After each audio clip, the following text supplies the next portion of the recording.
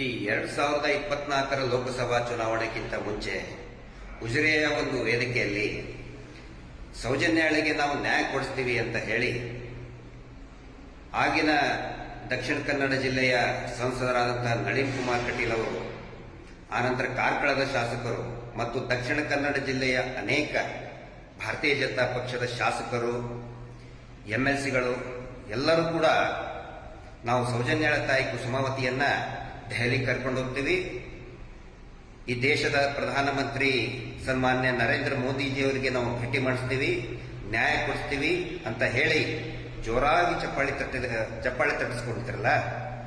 ಈಗ ಆ ಕಾಲ ಬಂದಿದೆ. ನೀವು ತಾಯಿ ಕುಸುಮಾವತಿಯವರನ್ನ ಕರ್ಕೊಂಡು ದೆಹಲಿಗೆ ಹೋಗಿ ಮೋದಿಜಿಯವರನ್ನ ಭೇಟಿ ಮಾಡಿಸುವಂತ ಅವಶ್ಯಕತೆ ಏನಿಲ್ಲ. ಸ್ವತಃ ಮೋದಿಜಿಯವರೇ 29ನೇ ತಾರೀಕಿಗೆ ಮಂಗಳೂರಿಗೆ ಬಂದು ಮಂಗಳೂರಿನಿಂದ ಉಡುಪಿಗೆ ಹೋಗಿ ಉಡುಪಿಯಲ್ಲಿ ಶ್ರೀಕೃಷ್ಣ ಮಠದಲ್ಲಿ ಅವರ ಒಂದು ಕಾರ್ಯಕ್ರಮ ಇದೆ.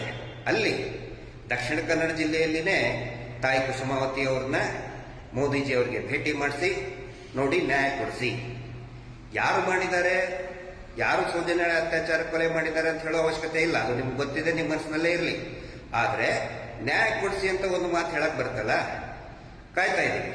ಯಾಕಂತ ಹೇಳಿದ್ರೆ ನೀವೆಲ್ಲರೂ ಕೂಡ ಹಿಂದೂ ಧರ್ಮದ ಕಾಂಟ್ರಾಕ್ಟರ್ ಅಲ್ಲ, ಗುತ್ತಿಗೆದಾರ. ನೀವು ಕಾಂಟ್ರಾಕ್ಟ್ ತಗೊಂಡ್ಬಿಟ್ಟಿದ್ದೀರಿ ಹಿಂದೂ ಧರ್ಮದ್ದು. ಅಲ್ಲಿ ಸತ್ತಂತವ್ರು ಎಲ್ಲರೂ ಕೂಡ ಸೌಜನ್ಯಾಳು ಕೂಡ ಹಿಂದೂ ಧರ್ಮದವಳೆ. ಎಲ್ಲ ಹೆಣ್ಮಕ್ಳು ಕೂಡ, ಚಿಕ್ಕ ಮಕ್ಕಳು, ಬಾಲಕಿಯರು ಎಲ್ಲರೂ ಕೂಡ ಹಿಂದೂ ಧರ್ಮದ ಹೆಣ್ಮಕ್ಳೇ. ಗುತ್ತಿಗೆ ತಗೊಂಡಿದ್ದೀರಲ್ಲ, ದಯವಿಟ್ಟು ಪ್ರಧಾನಮಂತ್ರಿ ಮೋದಿಜಿಯವರು ಬಂದಾಗ ಈ ಎಲ್ಲ ವಿಷಯಗಳನ್ನ ಹೇಳಿ ಅವರಿಗೆ. ಒಂದು ವೇಳೆ ನೀವು ಇದನ್ನು ಹೇಳಲಿಲ್ಲ, ತಾಯಿ ಕುಸುಮಾವತಿ ಅವರನ್ನ ಭೇಟಿ ಮಾಡಿಸಲಿಲ್ಲ ಅಂತ ಹೇಳಿದ್ರೆ ಹಂಗೆ ಕಳಪೆ ಕಾಮಗಾರಿ ಮಾಡಿದಂತಹ ಗುತ್ತಿಗೆದಾರರನ್ನ ಕಪ್ಪು ಪಟ್ಟಿಗೆ ಸೇರಿಸ್ತಾರೆ.